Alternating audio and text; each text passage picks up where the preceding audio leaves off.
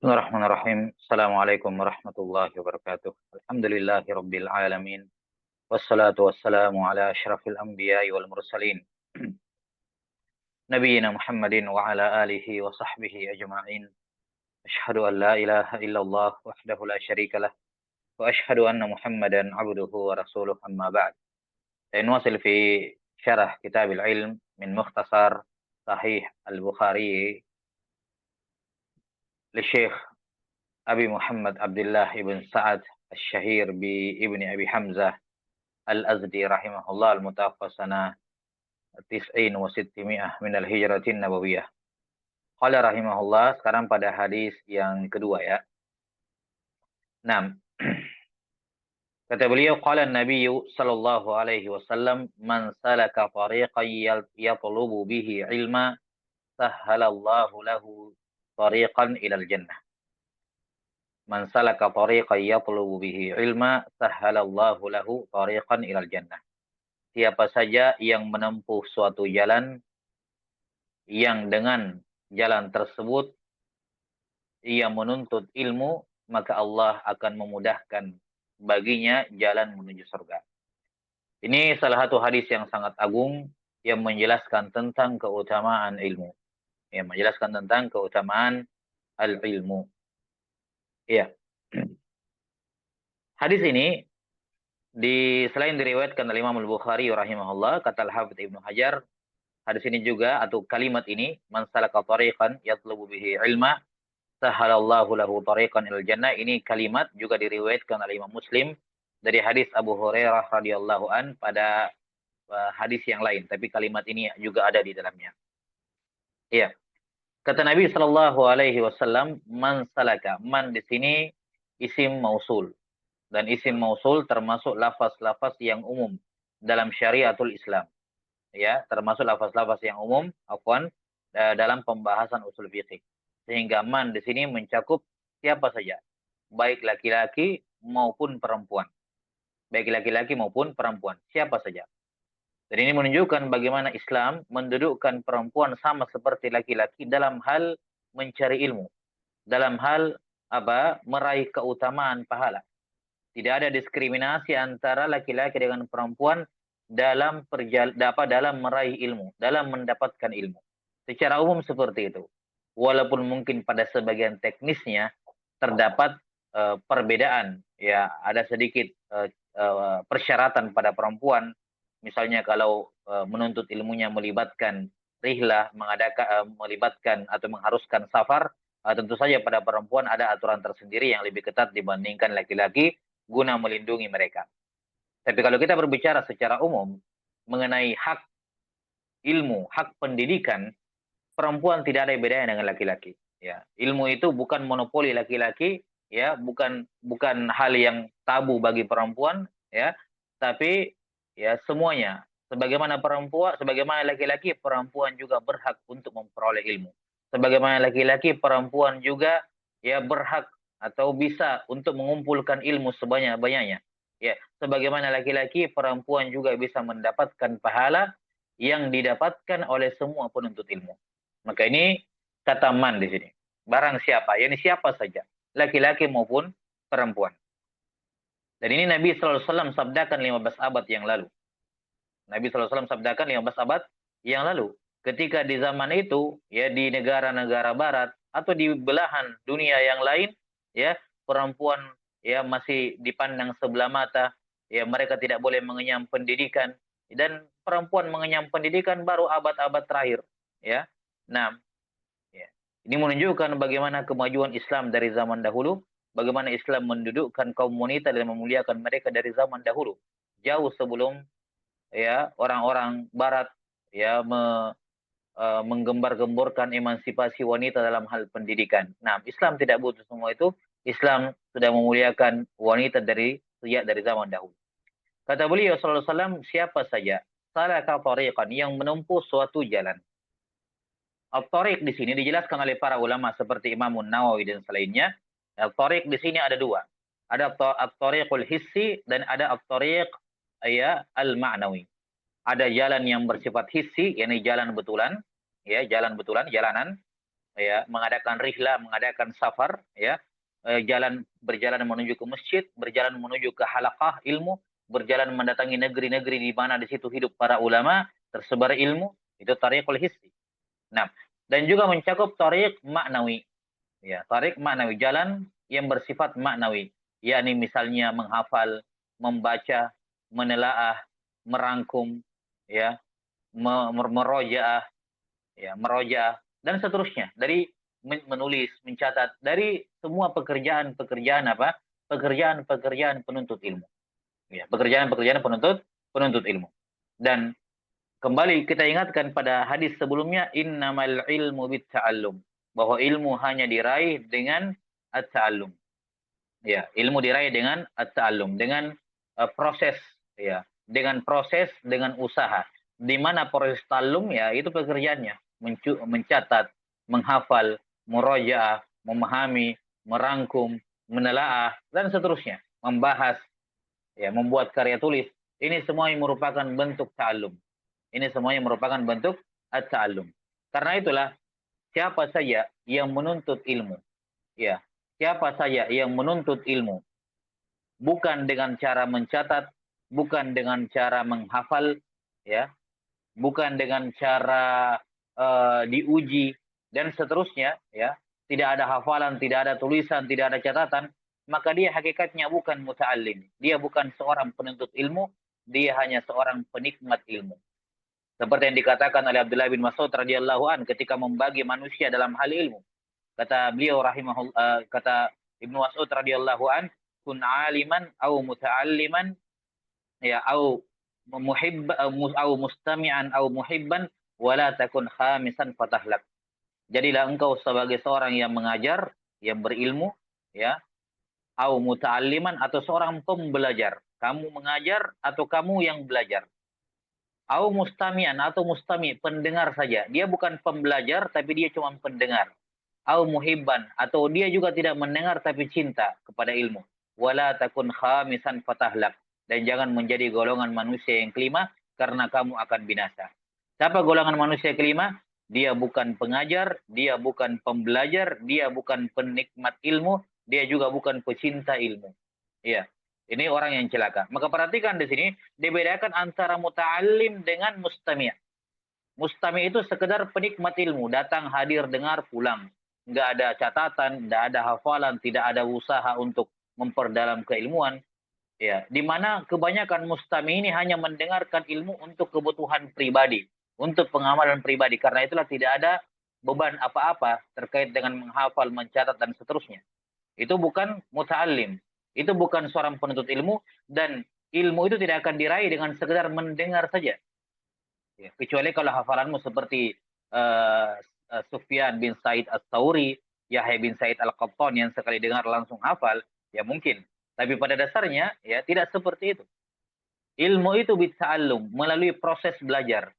Ya, proses apa? Proses belajar. Karena itulah di majelis-majelis biasanya dibedakan antara muta'allim dengan mustami'. Mustami' itu datang tidak ada kewajiban apa-apa, santai gitu. Dan memang jenjang mustami' bukan jenjang untuk meraih ilmu. Dia hanya penikmat ilmu saja untuk kepentingan pribadi. Ya, adapun kalau dia mau belajar yang sebenar-benarnya, dia harus menjadi seorang yang muta'allim, yang mengusahakan ilmu, ya, di mana kalau kita melihat sejarah as-salaf, orang yang menuntut ilmu tidak lepas dari dua keadaan atau tiga keadaan. Keadaan yang pertama adalah menulis. Menulis apa? Yang pertama adalah mengandalkan hafalan tok. Tidak pernah menulis, hanya hafalan yang sangat kuat. Kemudian yang kedua, ada yang menulis tok, hafalannya lemah tapi dia bantu dengan tulisan yang bagus, catatan yang bagus. Dan yang ketiga yang menggabungkan keduanya. Dia punya hafalan yang baik disertai dengan tulisan yang, ya, yang dobat sebagaimana ashab kutubis sittah. Ashab kutub as-sittah. Maka inilah jalan-jalannya ilmu. Man salaka tariqan, siapa yang menempuh satu jalan. Ya, dengan semua jenis jalan, baik jalan yang hissi maupun jalan yang bersifat maknawi. Ya, dengan semua, yang penting dia menuntut ilmu padanya. Dia menuntut ilmu padanya. Nah, hadis ini lebih umum, ya. Lebih umum dibandingkan hadis sebelumnya. Kalau hadis sebelumnya ada namanya ta'allum. Jadi keutamaan itu hanya untuk yang muta'allim. Adapun bagi mustami' atau pencinta ilmu tidak. Tapi hadis ini umum. Hadis ini apa? Umum. Semua yang menempuh jalan untuk mendengarkan ilmu di situ, ya, mencari ilmu di situ, ya, apakah dia seorang mustami' atau dia muta'allim, maka dia mendapatkan keutamaan ini. Walaupun tidak diragukan, muta'allim porsinya mereka keutamaannya lebih besar, jauh lebih besar dibandingkan sekedar mustami', ya, sekedar sebagai mustami'. Nah, wallahu taala alam bisawab. Kemudian di sini kalimat tariqan, jalan. Jalan ini kan berarti sudah ada. Sudah ada, tinggal kita lewati, bukan baru mau menerabas sesuatu di depan padang apa rumput yang belum ada jalanan, belum jelas mana jalanan ya.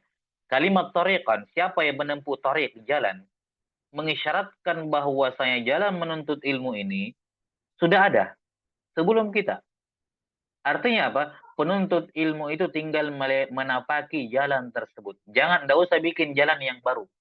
Jangan bikin jalan yang lain, karena jalan yang lain tersebut akan membawa kamu lebih memutar, berjalan memutar, atau bahkan kamu tersesat sampai capek terus pulang kembali.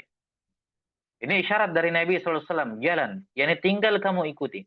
Karena itulah pengikutan kepada para ulama as-salaf dari kalangan sahabat, tabi'in dan tabi'ut tabi'in, kita tidak hanya mengikuti mereka dalam akidah mereka, tidak juga mengikuti mereka dalam pemahaman mereka, tidak sekedar mengikuti mereka dalam ilmu mereka, tapi juga kita harus mengikuti mereka dalam apa?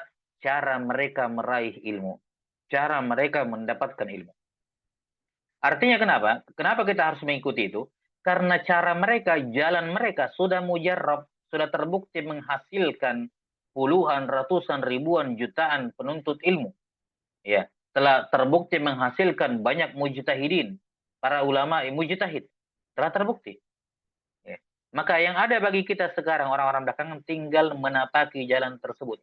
Nggak usah neko-neko bikin cara yang lain, metode yang lain, cara yang lain, ya, jalan yang baru, inovasi terbaru, dan seterusnya.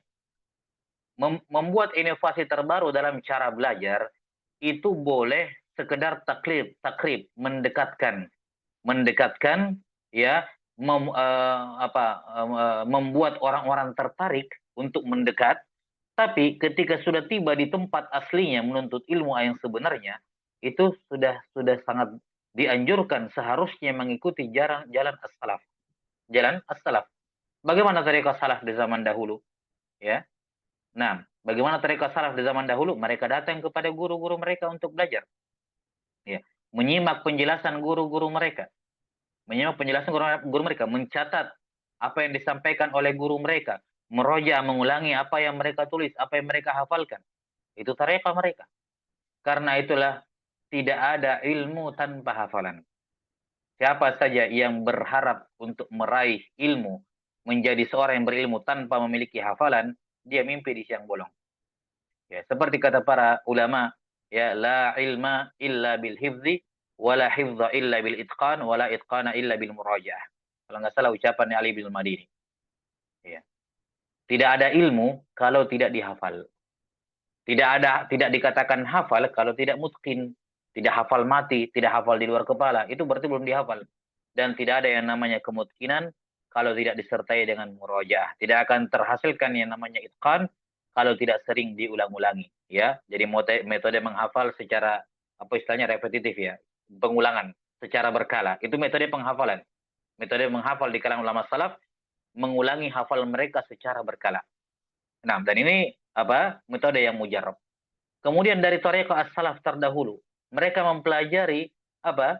Mempelajari ilmu itu dari buku-buku, ya, dari buku-buku para ulama. Bawa buku di hadapan guru, kemudian guru jelaskan, mereka baca sampai habis, mereka ikuti sampai habis. Ya. Kemudian buku itu di zaman terdahulu, ya, karena datang orang belakangan sulit untuk memahami, mereka meringkas lagi, mereka meringkas sampai jadilah mutun di berbagai disiplin ilmu, mutun dalam nahwu, mutun dalam mustalah, matan dalam fikih, dalam usul fiqh, dalam berbagai bidang, dalam tajwid, dalam ini semua ada matan ringkas. Di mana matan ringkas ini adalah anak tangga pertama untuk sampai ke buku-buku, oh ya, buku-buku yang lebih kompleks bahasanya, lebih rumit pemahamannya, yang dipelajari oleh para ulama terdahulu. Itulah gunanya mutun. Ya. Karena itulah bukan penuntut ilmu kalau dia meninggalkan mutun ini dan belajar dengan metode apa yang baru dimunculkan orang-orang belakangan. Ini di antara faedah yang disebutkan oleh guru kami Syekh Salih bin Abdullah bin Hamad Al-Utsaimin hafizahullah taala, bahwa di antara apa hal yang buruk yang nampak di zaman sekarang yang kurang bagus, ya, fenomena yang kurang bagus adalah ketika penuntut ilmu meninggalkan mutun, kitab-kitab para ulama, dan beralih kepada buku buatan orang-orang belakangan yang belum terbukti mujarrabnya, ya, belum terbukti bisa menghasilkan, bisa mewujudkan, bahkan ya yang tidak kalah penting, minim berkah. Karena ucapan buku selama buku itu selama semakin tua usianya semakin berberkah, ya, semakin berberkah. Iya, seperti kata para ulama terdahulu. Kata para ulama, kalamus salaf qalil katsirul barakah. Kalamul khalaf katsir qalilul barakah. Ucapan ulama salaf itu sedikit tapi banyak berkahnya. Sementara ucapan orang-orang belakangan panjang lebar tapi minim berkahnya. Maka yang kita ingin dapatkan dari mempelajari mutun para ulama di berbagai disiplin ilmu, ya, bukan hanya menapaki jalan mereka, ya, bukan hanya untuk merasa untuk mendapatkan kebanggaan tersendiri kita mempelajari buku yang sama yang dipelajari oleh mereka-mereka terdahulu rahimahumullahu taala, bukan sekedar itu, ya, tapi untuk mendapatkan keberkahan ilmu dari penulis buku. Yang tidak kita ragukan, keberkahan ini sangat jarang ditemukan di buku-buku orang-orang belakangan. Maka sekali lagi, tidak dilarang untuk membuat inovasi terbaru, mendekatkan ilmu-ilmu seperti misalnya sekarang metode tasyirat, belajar ilmu lewat bagan-bagan, lewat metode cara cepat ini, cara cepat itu, cara cepat ini. Ini semua tidak terlarang. Ini semua tidak terlarang. Nah,